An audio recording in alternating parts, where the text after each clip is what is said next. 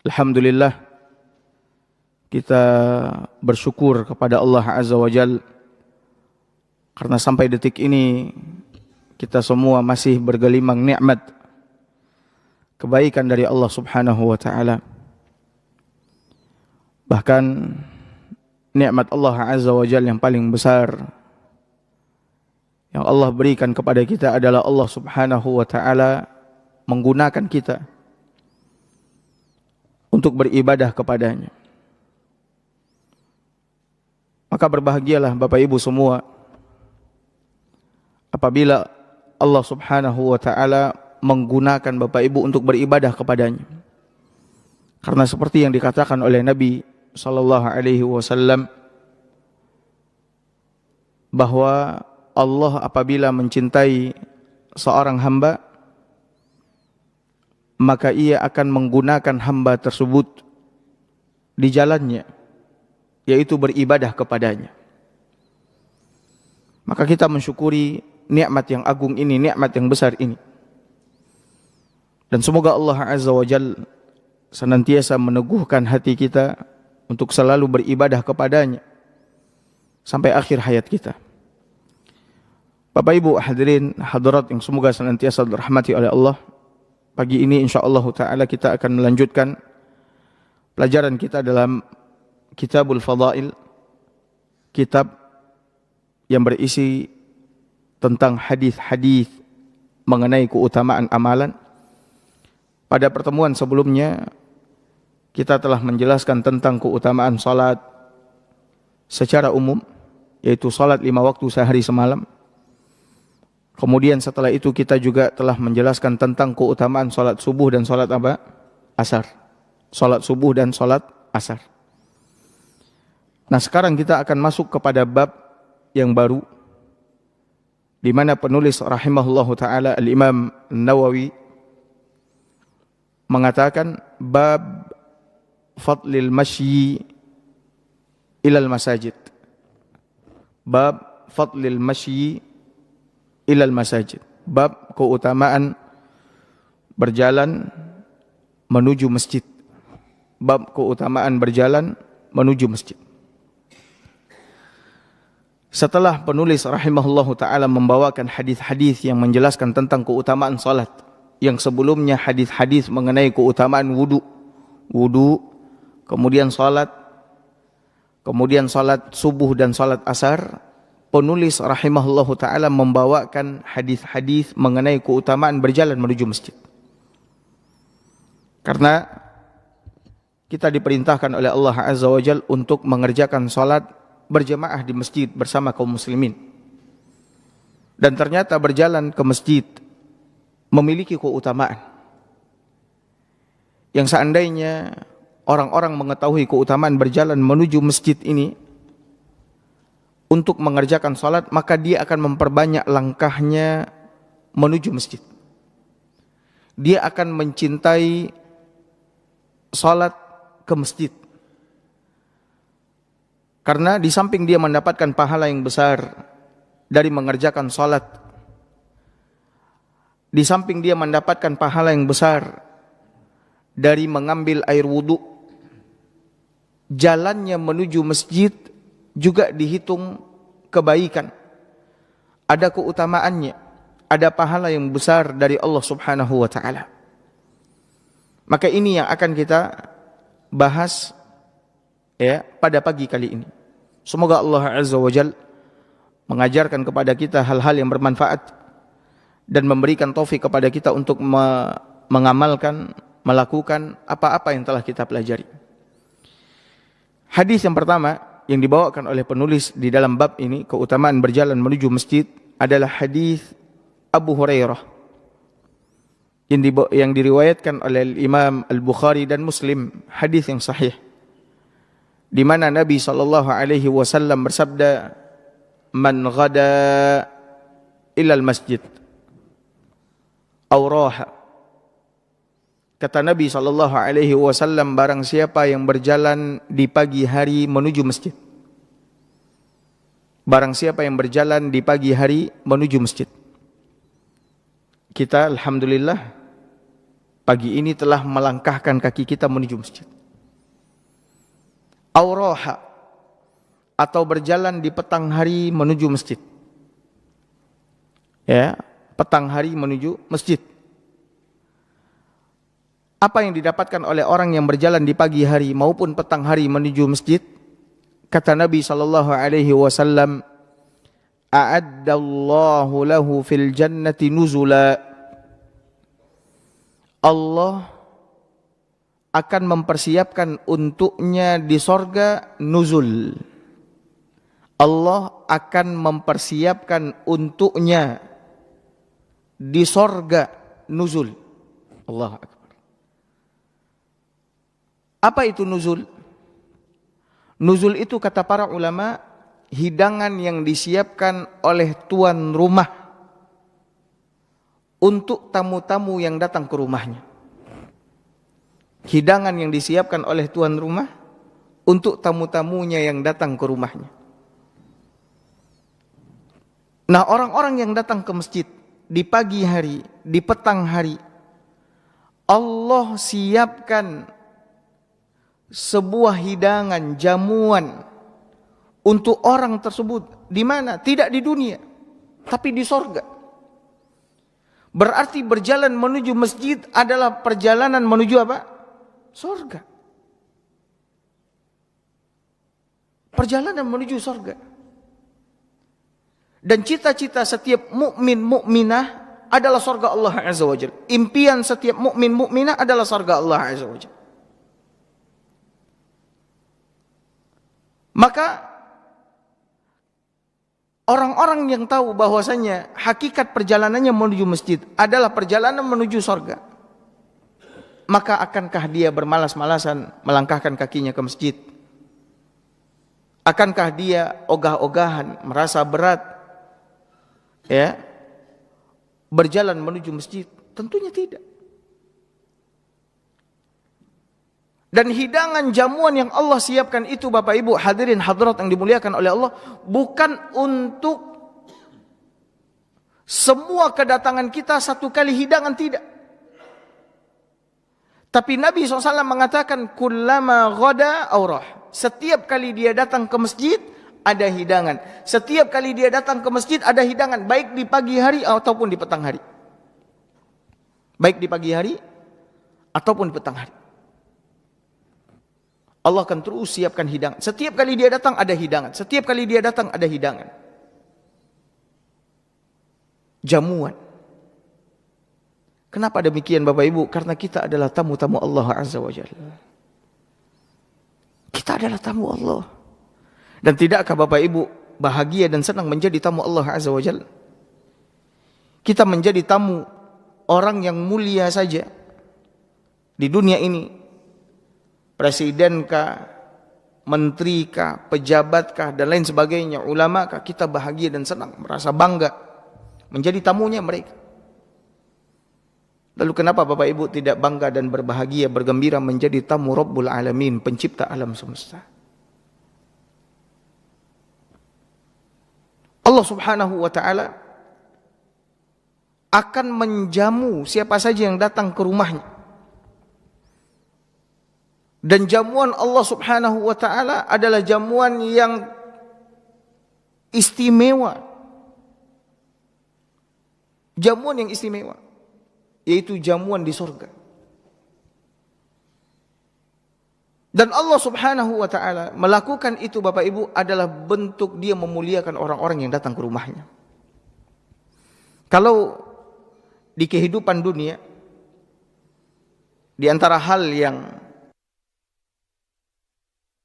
di tengah-tengah kita adalah bahwa ketika ada orang yang datang ke rumah kita, maka kita akan apa? Menjamunya. Bahkan kalau seandainya tidak ada sesuatu di rumah untuk menjamu orang tersebut, kita akan menyuruh anak kita untuk pergi, atau kita akan memesan makanan secara apa? Online. Kita berusaha untuk menjamunya. Kalau di kehidupan dunia, di tengah-tengah manusia saja seperti ini yang berlaku, maka walillahil masalul a'la, bagi Allah perumpamaan yang lebih tinggi lagi. Bagi Allah bagi Allah perumpamaan yang lebih tinggi lagi, lebih mulia lagi. Allah akan memberikan jamuan, hidangan yang istimewa kepada orang-orang yang datang ke rumahnya. Nah, Bapak Ibu hadirin hadirat yang dimuliakan oleh Allah Subhanahu wa taala, kita alhamdulillah ya, dengan rahmat Allah Azza wa Jalla, setiap hari tidak kurang melangkahkan kaki kita ke masjid 5 kali. Setiap hari tidak kurang dari melangkahkan kaki kita ke masjid berapa kali? 5 kali. Subuh, zuhur, asar, maghrib, isya. Maka Bapak Ibu bayangkan saja, setiap kali kita datang ada hidangan jamuan. Setiap kali kita datang ada hidangan jamuan. Hidangan jamuan itu bukannya di dunia, tapi hidangan dan jamuan itu di sorga. Semoga saya dan Bapak Ibu semua dimasukkan oleh Allah Azza wa Jalla ke dalam surganya. Amin. Makanya oleh karena itu Bapak Ibu hadirin hadirat dimuliakan oleh Allah, sungguh aneh orang-orang yang tidak ingin mendapatkan jamuan dan hidangan dari Allah Azza wa Jalla. Orang-orang yang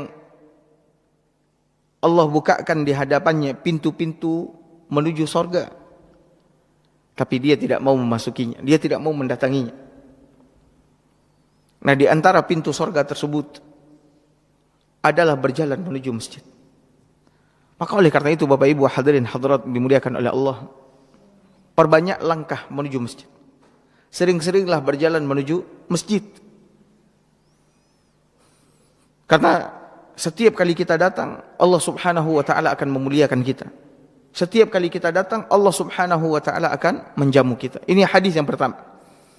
Hadis yang kedua yang dibawakan oleh penulis di dalam bab ini adalah hadis yang diriwayatkan oleh Imam Muslim dari hadisnya Abu Hurairah radhiyallahu anhu,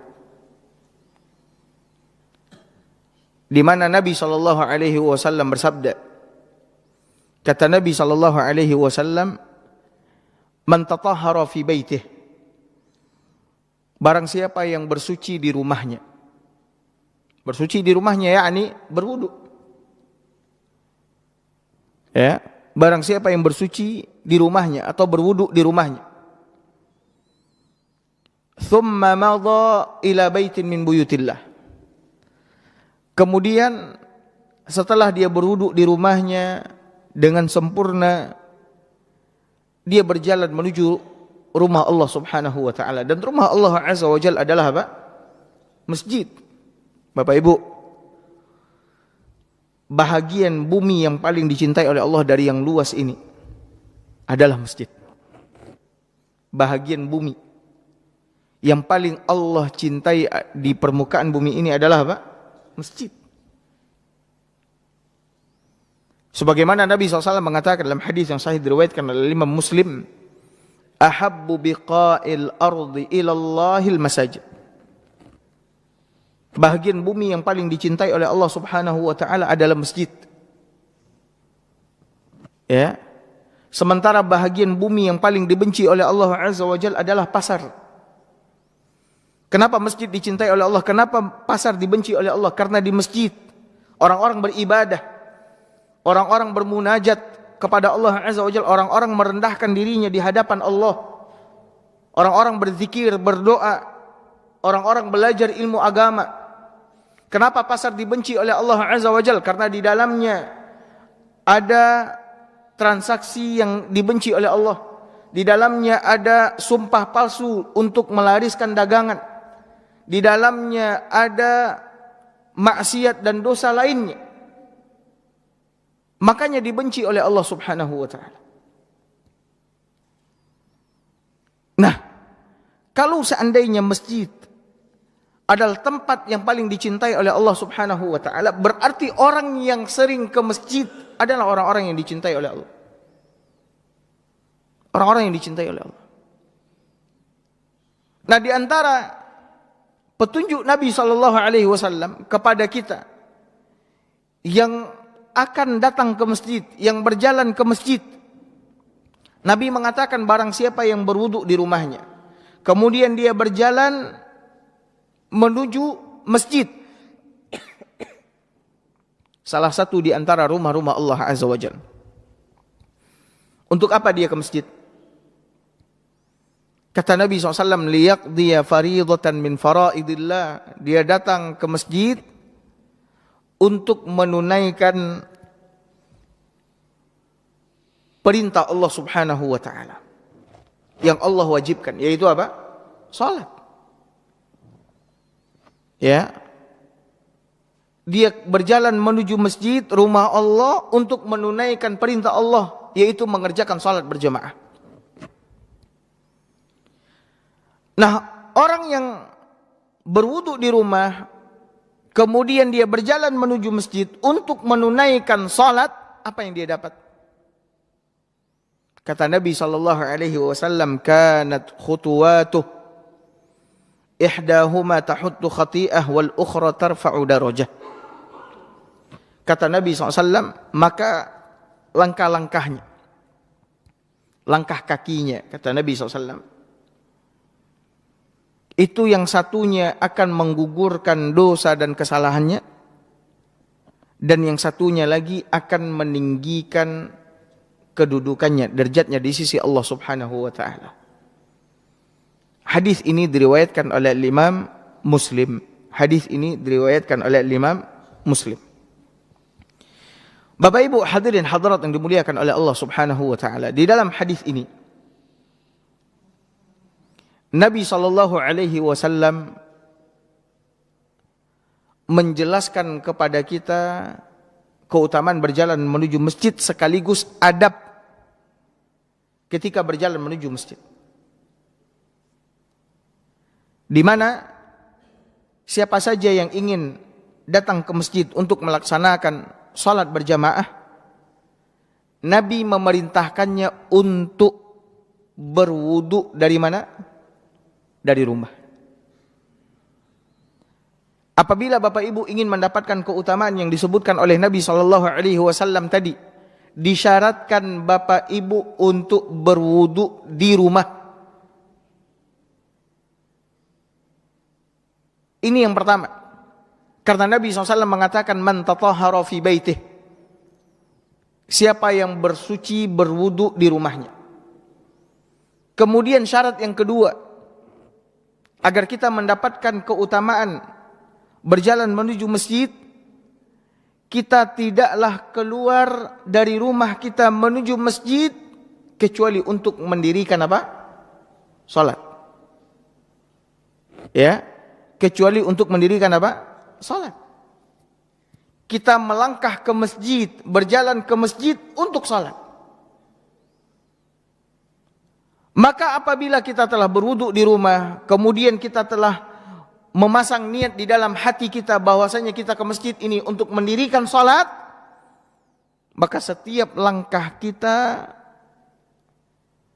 mendatangkan kebaikan. Yang satu akan menghapuskan dosa dan kesalahan, yang satunya lagi akan meninggikan apa? Derajat kita. Maka kalau seandainya Bapak Ibu tadi dari rumah melangkah ke masjid, ada 500 langkah, maka 250 dosa kita dihapuskan oleh Allah Azza wa Jalla. Dan 250 derajat kita ditinggikan oleh Allah Subhanahu wa taala. Namun Bapak Ibu hadirin hadirat yang dimuliakan oleh Allah, di dalam hadis yang lain bahkan Nabi SAW mengatakan, annahu la yakhtu khutwah, tidaklah dia melangkah satu langkah. Kalau tadi kan satu langkah menghapuskan dosa, langkah berikutnya meninggikan derajat. Di dalam riwayat yang lain Nabi SAW mengatakan apa? La yakhtu khutwah, tidaklah dia melangkah satu langkah. Satu langkah. Illa rafa'allahu lahu biha darajah wa hutta anhu biha khati'ah. Tidaklah dia melangkah satu langkah, melainkan Allah akan meninggikan derajatnya dengan satu langkah tersebut dan akan menghapuskan darinya satu kesalahan. Artinya apa? Artinya 2 in 1. 2 dalam 1. Satu langkah Bapak Ibu dapat 2 kebaikan. Dosa dihapuskan, derajat apa? Ditinggikan. Berarti kalau dari rumah tadi menuju masjid ada 500 langkah. Berarti 500 langkah ini menghapuskan 500 kesalahan dan meninggikan 500 derajat kita di sisi Allah Subhanahu wa taala. Allahu akbar. Kemana Bapak Ibu akan mendapatkan kebaikan seperti ini? Di dalam melangkah, kalau tidak menuju rumah Allah Azza wa Jalla. Kalau tidak menuju rumah Allah Azza wa Jalla, maka hendaknya Bapak Ibu melangkah menuju masjid. Perbanyak langkah menuju masjid. Belum lagi Bapak Ibu, bumi-bumi yang kita lewati ini, yang kita injak berjalan menuju masjid, besok akan bersaksi di hadapan Allah Azza wa Jalla bahwasanya kita menginjaknya dalam rangka berjalan menuju masjid. Kaki yang Allah berikan kepada kita sebagai nikmat yang tiada tara darinya. Dengannya kita bisa melangkah, pergi ke tempat-tempat yang kita sukai. Ini pun juga besok akan bersaksi di hadapan Allah Subhanahu wa taala bahwasanya kaki ini lebih banyak melangkah ke masjid daripada ke tempat-tempat yang lain. Maka oleh karena itu Bapak Ibu hadirin hadirat dimuliakan oleh Allah Subhanahu wa taala, apa yang menghalangi kita untuk berjalan menuju masjid? Kenapa kita merasa berat ke masjid? Kenapa kita bermalas-malasan? Padahal Allah Subhanahu wa taala akan memuliakan orang-orang yang datang ke masjid, rumahnya. Bahkan langkah-langkah yang kita ayunkan menuju masjid dihitung kebaikan di sisi Allah Subhanahu wa taala. Dan Bapak Ibu hadirin hadirat yang dimuliakan oleh Allah Azza wa Jalla, di dalam hadis ini juga terdapat faedah kata para ulama, ya, faedah bahwa seseorang ketika mendatangi masjid, maka yang paling afdal baginya ketika datang dan ketika pulang dari masjid adalah berjalan kaki. Yang paling afdal, yang paling utama ketika mendatangi masjid, kembali dari masjid adalah dengan apa? Berjalan kaki. Ustaz, apakah kita tidak boleh naik kendaraan? Ya, naik motor, naik mobil. Apa kita tidak boleh? Boleh. Kalau seandainya Bapak Ibu memang butuh untuk naik kendaraan, maka silahkan naik kendaraan. Tidak ada masalah. Yang penting Bapak Ibu ke masjid.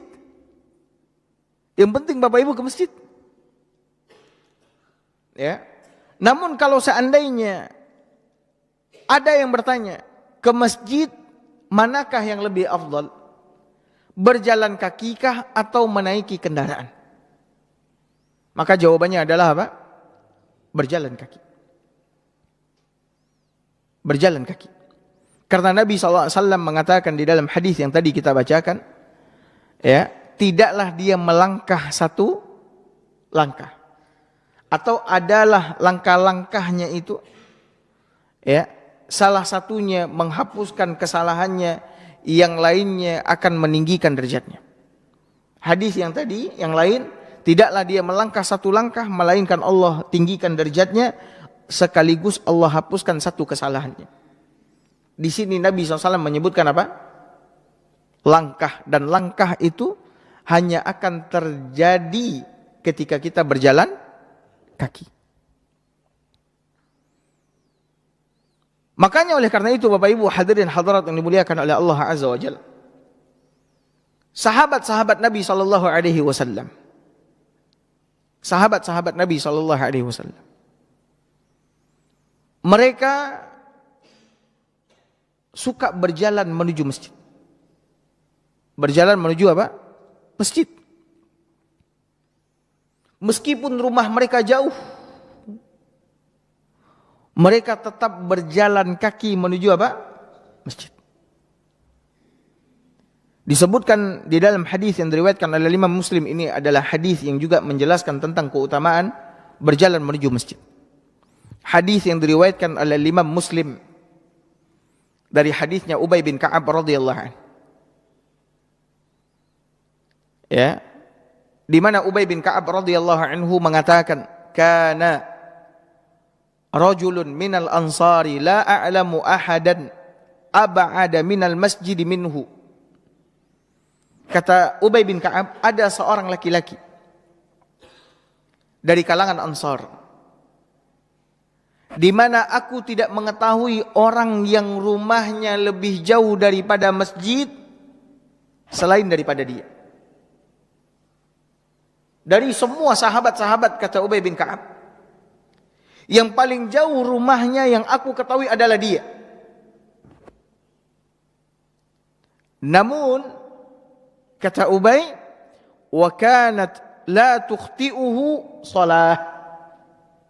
Meskipun rumahnya yang paling jauh dari masjid, dia tidak pernah absen dari mengerjakan salat berjemaah di masjid. Selalu dan senantiasa apa? Salat berjemaah di masjid. Allahu Akbar. Kalau kita, banyak di antara kaum muslimin, rumahnya dekat masjid, sering tidak salat ke masjid. Sering tidak salat ke masjid. Bahkan, nas'allahu as-salamata wal afiyah, ada yang tidak pernah salat sama sekali ke masjid. Tinggalnya di dekat masjid. Tinggalnya di dekat masjid. Ya. Tapi dia tidak salat ke masjid. Subhanallah. Ajib. Dia bertetangga dengan Allah Subhanahu wa ta'ala, bertetangga dengan rumah Allah Azza wa Jalla, tapi dia tidak salat ke masjid. Seharusnya dia tahu hak tetangga. Ketika dipanggil sama tetangganya untuk datang ke rumahnya, seharusnya apa? Dia datang. Hayya 'alas salah, hayya 'alal falah. Ini panggilan Allah Azza wa Jalla.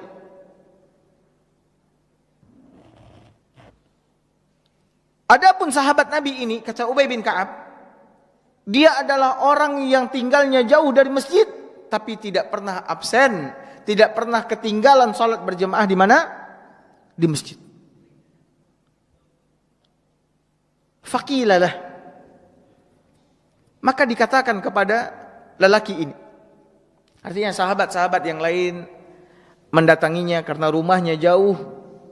Sahabat-sahabat yang lain datang kepadanya kemudian mengatakan, "Law ishtaraita himaran tarkabuhu fi dhalma wa fi ramda."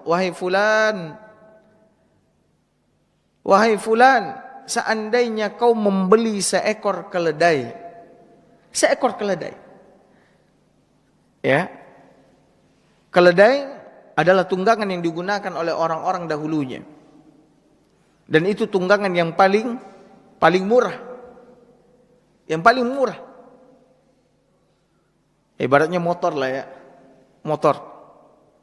Kau belilah keledai, tarkabuhu fil dhalma wa fil ramda. Dengannya kau bisa menungganginya di siang dan di malam hari. Di waktu siang dan di malam hari. Di waktu malam. Artinya, setiap kali kau datang ke masjid, baik di siang hari atau di malam hari, kau bisa menaikinya. Karena rumahmu jauh. Sahabat tidaklah mengusulkan ini kepadanya, melainkan karena apa? Kasihan. Rumahnya jauh, dan dia jalan kaki ke masjid. Dia jalan kaki ke masjid. Maka apa jawab sahabat Nabi SAW ini? Lelaki ini? Dijawab sama dia, kepada orang-orang yang mengusulkan, belilah seekor keledai yang kau tunggangi di waktu siang dan di waktu malam.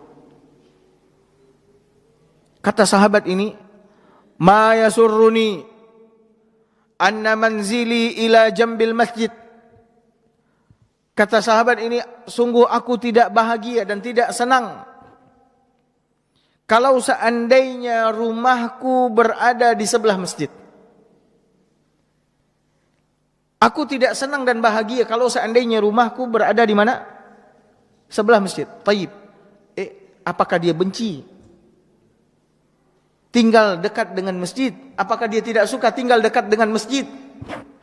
Sementara kita senang dan suka tinggal dekat dengan apa? Masjid. Ini bagaimana dengan sahabat ini? Dia mengatakan, sungguh aku tidak senang dan bahagia kalau seandainya rumahku berdekatan dengan masjid. Ungkapan ini, perkataan ini bukanlah perkataan yang didasari karena dia benci tinggal dekat dengan masjid, tidak senang dekat dengan masjid. Tidak. Justru dia adalah orang yang apa? Cinta masjid, suka ke masjid. Bayangkan rumahnya apa? Paling jauh. Tapi dia setiap kali sholat dia selalu berjalan ke masjid. Dan tidak pernah absen dari mengerjakan sholat berjamaah di masjid. Sekarang ini ada orang-orang yang tidak senang tinggal dekat dengan masjid. Terganggu tinggal dekat dengan apa? Masjid. Ya, mendengar seruan azan terganggu. Mendengar kajian yang disampaikan di masjid terganggu. Ya subhanallah. Padahal masjid adalah rumah Allah Azza wa Jalla. Dan tidaklah masjid ini disyariatkan untuk dibangun kecuali untuk ditinggikan nama-nama Allah Azza wa Jalla di dalamnya. Dikumandangkan azan, didirikan salat berjamaah. Ya. Kemudian diadakan majlis ilmu untuk mendidik keimanan umat dan untuk mengajarkan ibadah kepada umat. Untuk itu masjid didirikan. Dibangun. Sahabat ini mengatakan, sungguh aku tidak senang dan bahagia kalau seandainya rumahku berada di sebelah masjid. Bukan karena dia benci tinggal dekat masjid, tidak. Tapi dia sebutkan alasannya. Inni uridu an yuktabali mamsyaya ilal masjid. Dia tidak senang dan bahagia kalau seandainya rumahnya di sebelah masjid. Kenapa? Karena sesungguhnya aku, kata dia, ingin langkahku pergi ke masjid, waruju'i, dan langkahku pulang dari masjid, aku ingin itu semua ditulis oleh Allah Subhanahu wa ta'ala. Langkahku pergi ke masjid dan langkahku pulang dari masjid menuju ila ahli, menuju keluargaku, kembali kepada keluargaku, aku ingin itu semua langkah ditulis oleh Allah Subhanahu wa ta'ala sebagai kebaikan untukku. Subhanallah. Itu alasannya Bapak Ibu. Dia ingin mendapatkan langkah yang banyak ketika dia pergi ke masjid dan ketika dia pulang dari apa? Masjid. Itu alasannya. Bukan dia tidak senang dan suka tinggal di sebelah masjid, dekat dengan masjid, tidak. Karena kalau dia tinggal dekat dengan masjid, tinggal di sebelah masjid, langkahnya sedikit. Tapi kalau rumahnya jauh, langkah yang dihasilkan ketika pergi dan yang dihasilkan ketika pulang banyak. Nah, dia ingin semua langkahnya pulang pergi ditulis oleh Allah sebagai apa? Kebaikan untuknya. Subhanallah. Bapak Ibu, ada enggak menghadirkan keutamaan ini di dalam diri Bapak Ibu ketika melangkah menuju masjid? Ada enggak? Kita hadirkan. Ketika kita melangkah, kita ingin langkah-langkah kita ini Allah tulis sebagai kebaikan buat kita. Subhanallah. Ini alasan sahabat ini. Kenapa dia tidak ingin rumahnya dekat dengan apa? Masjid. Bukan dia tidak senang, bukan dia tidak suka. Lalu Bapak Ibu hadirin hadirat yang dimuliakan oleh Allah Azza wa Jalla, faqala Rasulullah SAW. Ternyata Rasulullah sallallahu alaihi wasallam mendengar ucapan lelaki tersebut. Nabi SAW mendengar ucapan lelaki tersebut. Maka beliau pun bersabda, qad jama'allahu laka dzalika kullah. Kata Nabi SAW, sungguh Allah telah mengumpulkan semua langkah-langkah itu untukmu, telah mencatat semua langkah-langkah itu untukmu. Langkah pergi dan langkah apa? Pulang. Kalau misalkan karena rumahnya jauh, dia mendapatkan 10.000 langkah ketika pergi dan 10.000 langkah ketika pulang, ya Allah ya Rabbi. Berarti berapa ini dia dapat kebaikannya? 20.000 dosanya dihapuskan oleh Allah, 20.000 derajatnya ditinggikan oleh Allah Azza wa Jalla. Nah, Bapak Ibu hadirin hadirat yang dimuliakan oleh Allah Azza wa Jalla, betapa besarnya nikmat Allah Azza wa Jalla kepada kita. Betapa besarnya nikmat Allah Azza wa Jalla kepada kita. Allah syariatkan salat atas kita, ada keutamaannya. Sebelum salat Allah syariatkan kita untuk berwudu, ada keutamaannya. Allah syariatkan kita untuk mengerjakan salat berjamaah di masjid, langkah-langkah itu ada keutamaannya. Maka betapa ruginya orang-orang yang tidak salat. Betapa ruginya orang-orang yang tidak mengerjakan salat berjamaah, mencukupkan dirinya cuman salat di rumahnya, mencukupkan dirinya cuman salat di kantornya. Ada orang-orang yang seperti itu. Dia tidak mengerjakan salat berjamaah ke masjid. Dia salat dia salat di rumahnya. Dia salat dia salat di kedainya, dia salat di kantornya. Kenapa dia tidak berjamaah ke masjid? Allah Subhanahu wa taala telah mensyariatkan salat berjamaah ke masjid untuk lelaki. Dan kaum lelaki wajib untuk mengerjakan salat berjamaah di masjid. Adapun kaum wanita tidak wajib, namun kalau seandainya mereka ingin ke masjid, tafadhal, silakan. Yang laki-laki wajib ke masjid. Kalau seandainya salat berjamaah tidak wajib ke masjid, Bapak Ibu, lelaki yang rumahnya jauh ini tentunya tidak akan apa? Tidak akan datang ke masjid. Namun dia tahu salat berjamaah di masjid bersama kaum muslimin wajib, dia datang. Dan dia tahu keutamaan berjalan menuju masjid, makanya dia berjalan terus ke masjid 5 waktu sehari semalam. Dia tidak pernah absen dari satu pun salat berjamaah di masjid. Maka Bapak Ibu hadirin hadirat dimuliakan oleh Allah, sungguh memperbanyak langkah menuju masjid artinya memperbanyak kebaikan buat diri kita.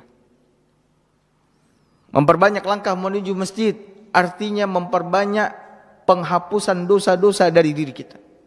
Saya, Bapak Ibu, kita semua banyak dosa. Banyak dosa kita, Bapak Ibu. Dan kita diperintahkan untuk mawas diri terhadap dosa-dosa yang kita kerjakan. Lihat diri kita ini, berapa banyak dosa yang kita lakukan, mulai dari kita bangun tidur sampai apa? Sampai tidur.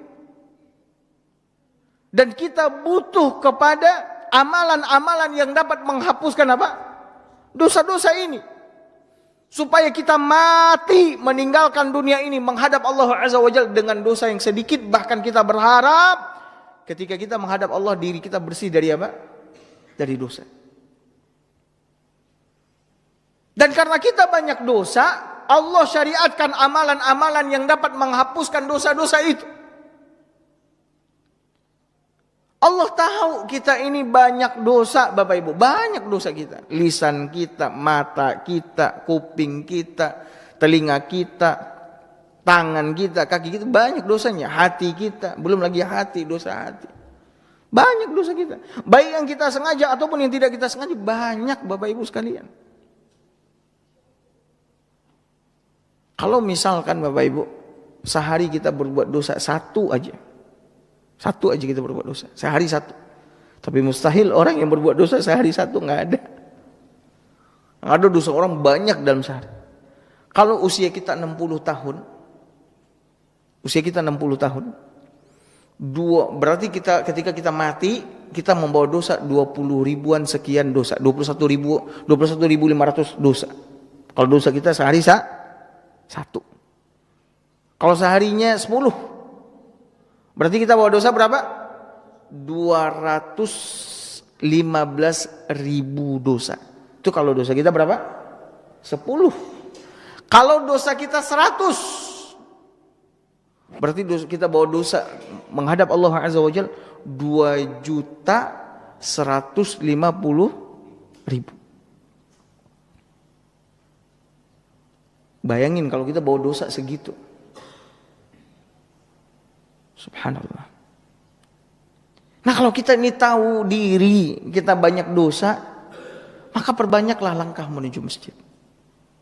Langkah kita menuju masjid menghapuskan dosa, salat kita juga menghapuskan apa? Dosa. Salat kan diantara keutamaannya. Hadis-hadis yang telah kita lewati juga menghapuskan apa? Dosa, membersihkan diri kita dari apa? Dosa.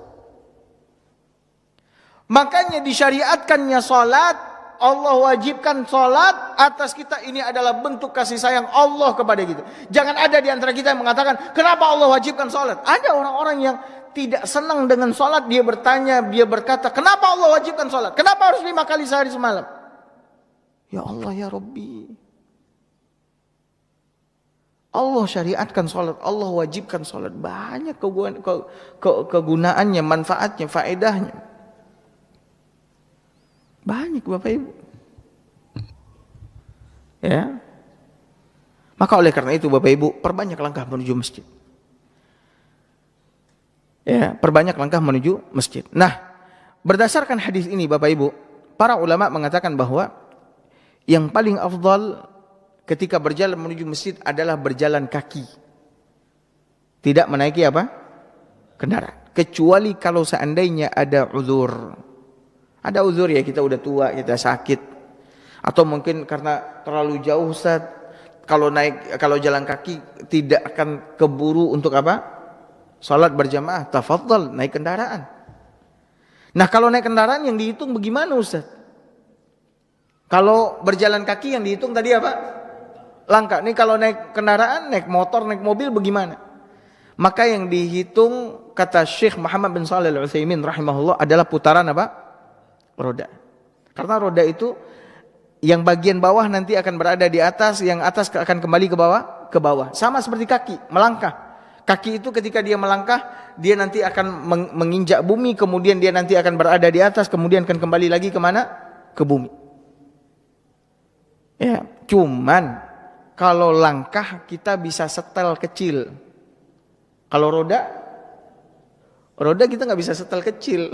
Ada juga orang yang nyetel ban motor dari yang gede jadi ban sepeda. Ya. Enggak. Ya. Makanya ketika melangkah menuju masjid, kita dianjurkan untuk mengecil-ngecilkan apa? Langkah. Supaya langkah yang dihasilkan lebih apa? Lebih banyak. Nah, kemudian Bapak Ibu hadirin hadirat yang dimuliakan oleh Allah Subhanahu wa taala. Seperti yang tadi kita katakan, para sahabat Nabi sallallahu alaihi wasallam mereka lebih senang ya, rumah mereka jauh dari masjid. Kenapa? Agar ketika mereka berjalan menuju masjid banyak langkah yang dihasilkan. Di dalam hadis yang sahih diriwayatkan oleh Imam Muslim dan juga diriwayatkan oleh Imam Al-Bukhari dari Jabir bin Abdullah, kalau Imam Bukhari dari Anas bin Malik, yang maknanya hampir sama. Jabir mengatakan, khalatil biqa' haula al-masjid. Di masa Nabi SAW, itu area tanah di sekitar masjid kosong. Maksudnya di sekitar Masjid Nabawi. Di sekitar Masjid Nabawi itu area tanahnya kosong. Ya. Enggak banyak rumah di sana. Ya. Fa'arada Banu Salamah ayyantakilu qurbal masjid. Ketika area tanah di sekitar Masjid Nabawi kosong, Bani Salamah, orang-orang Bani Salamah, mereka ingin pindah ke dekat dengan masjid. Artinya mereka ingin bangun rumah di dekat apa? Masjid. Ya. Kalau dulu di zaman Nabi area di sekitar Masjid Nabawi masih banyak tanah yang kosong. Kalau sekarang nggak ada, nggak ada yang kosong itu. Ya, udah full. Ya, bahkan tanah di dekat sekitar Masjid Nabawi atau Masjidil Haram itu tanahnya mahal sekali. Udah penuh dengan hotel, ya, kedai dan lain sebagainya. Nah kalau dulu masa Nabi kosong. Maka Bani Salamah, orang-orang Bani Salamah yang mereka tinggal jauh dari masjid, ketika ngelihat oh ini sekitar Masjid Nabawi ini masih kosong ini, mereka ingin pindah ke dekat masjid. Fabalagha dzalika an-nabiy sallallahu alaihi wasallam. Maka keinginan Bani Salamah untuk pindah ke dekat dengan masjid terdengar oleh Nabi SAW. Sampai beritanya kepada Nabi SAW. Ya. Faqala lahum, maka Nabi SAW mendatangi mereka. Nabi pergi ke perkampungan Bani Salamah. Jadi Bapak Ibu, di Madinah itu orang-orang terdiri dari beberapa kabilah Bani. Ada Bani Salamah, ada Bani ini, ada Bani ini, Bani Sa'idah dan seterusnya. Ya. Maka Nabi SAW mendatangi mereka, mendatangi Bani Salamah. Kemudian Nabi SAW berbicara dengan mereka. Kata Nabi SAW, "Balaghani annakum turiduna an tantakilu qurbal masjid." Telah sampai kepadaku berita bahwasanya kalian akan pindah ke dekat dengan masjid. Lihat, Bapak Ibu, ini pelajaran sangat penting bagi kita. Ketika sampai berita kepada kita, maka kita dianjurkan dan diperintahkan untuk melakukan apa? Cross check. Melakukan tabayyun. Bukan sampai berita, kemudian kita makan, kita terima berita tersebut mentah-mentah langsung. Lihat Nabi, sampai berita itu Nabi datang, kemudian Nabi apa? Tabayyun, Nabi bertanya langsung. Kata Nabi SAW, "Balaghani, telah sampai kepadaku berita kalian ingin pindah ke dekat dengan masjid." Benarkah itu? Sekarang Bapak Ibu, sampai berita ke telinga kita, kita makan, kemudian kita percayai berita itu. Sehingga terjadilah apa yang terjadi? Kebencian, permusuhan, pemutusan hubungan rahim, kezaliman. Ini yang terjadi hari ini. Banyak berita-berita yang disampaikan, kemudian tanpa melakukan cross check, kita langsung apa? Memakannya, mentah-mentah, menerimanya mentah-mentah. Lihat Nabi kita yang mulia SAW. Biasakan setiap kali mendengar berita, biasakan. Lakukan cross check, lakukan tabayyun.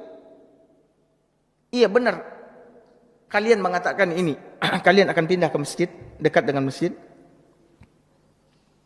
Maka mereka pun mengatakan, qalu na'am ya Rasulullah. Kata orang-orang Bani Salamah, iya ya Rasulullah, kami memang ingin pindah ke dekat dengan masjid karena kebetulan area di sekitar masjid apa? Kosong.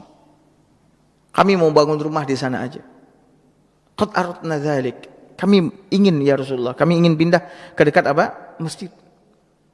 Maka lihat Nabi kita yang mulia SAW sebagai seorang pemberi nasihat, sebagai seorang pemberi petunjuk. Dan begitulah seharusnya orang-orang yang berilmu, membimbing umat, memberikan petunjuk kepada umat, memberikan nasihat kepada umat, tidak diam kepada apa yang baik untuk dunia dan akhirat mereka. Nabi kita yang mulia SAW sebagai seorang Rasul yang diutus oleh Allah Azza wa Jalla adalah guru untuk umat manusia ini. Beliau yang paling tahu mana yang paling baik untuk umat manusia, bukan kita. Yang paling tahu mana yang baik untuk dunia dan akhirat manusia adalah Nabi SAW. Maka Nabi SAW berkata kepada Bani Salamah, Faqal Bani Salamah, wahai Bani Salamah, kata Nabi SAW, Wahai orang-orang Bani Salamah, diyarukum tuktab atharukum, diyarukum tuktab atharukum. Kata Nabi SAW, tetaplah kalian tinggal di sini. Setiap langkah-langkah kalian dicatat oleh Allah Azza wa Jalla ke masjid. Tetaplah kalian di sini. Setiap langkah-langkah kalian dicatat oleh Allah Azza wa Jalla. Setiap kali kalian ke masjid. Ini nasihat Nabi. Ini petunjuk Nabi SAW kepada mereka. Jangan kalian pindah. Tetaplah kalian tinggal di kampung kalian ini. Niscaya semua langkah-langkah kalian akan dicatat oleh Allah Azza wa Jalla setiap kali kalian ke masjid. Jangan kalian pindah, kata Nabi. Bukan karena Nabi SAW apa? Tidak ingin orang-orang tinggal di sekitaran Masjid Nabawi. Tidak. Tapi karena Nabi SAW ingin umatnya mendapatkan pahala yang banyak besar dari Allah Azza wa Jalla. Ini yang harus kita camkan Bapak Ibu. Nabi tidak larang mereka untuk tinggal di masjid. Karena Nabi tidak suka ada orang yang tinggal dekat dengan masjid. Tidak. Nabi sendiri tinggalnya di mana? Dekat dengan masjid. Keluar dari rumahnya, Nabi SAW langsung masuk ke mana? Ke masjid. Tapi Nabi SAW pengen umatnya mendapatkan kebaikan yang melimpah dari Allah Azza wa Jalla. Maka tetaplah kalian tinggal di rumah-rumah kalian. Jangan kalian pindah. Niscaya bekas-bekas langkah kalian akan ditulis oleh Allah Subhanahu wa taala. Faqalu. Nah, lihat. Apa respon Bani Salamah? Kalau kita nih orang-orang sekarang ini, yang Nabi SAW katakan, tidak usahlah kalian pindah, tetaplah kalian di rumah kalian. Kalau kita di posisi Bani Salamah, mungkin kita katakan, dia ba'ala tu Rasul, awak ingin tinggal dekik dengan musaji. Kan area sekitaran masjid kan masih kosong. Apakah seperti itu Bani Salamah kemudian merespon perkataan Nabi SAW? Enggak, kami tetap ya Rasulullah. Kan mengalur Rasulullah langi kami. Nah, kadang-kadang kan ada orang ketika dikasih tahu sama gurunya, dikasih tahu sama ustadznya, dia bantah. Mengalu salah langi awak je. Ustaz tagah-tagah lo awak tinggal dekat musaji. Kan awak nak bangun pakai piti awak je. Ada orang-orang yang seperti itu. Ya, Bani Salamah, mereka ketika mendengar Nabi mengatakan tetaplah kalian di rumah-rumah kalian, tetaplah kalian di kampung kalian ini, niscaya Allah akan menulis semua langkah-langkah kalian ke masjid dan semua langkah-langkah kalian pulang. Apa kata Bani Salamah setelah itu? Faqalu, mereka pun mengatakan, ma yasurruna anna kunna tahawwalna. Sungguh kami tidak senang dan bahagia pindah ke dekat dengan apa? Masjid. Kami tidak jadi pindah. Karena kalau sudah Rasul yang mengatakan demikian, maka itulah yang terbaik buat siapa? Buat kami.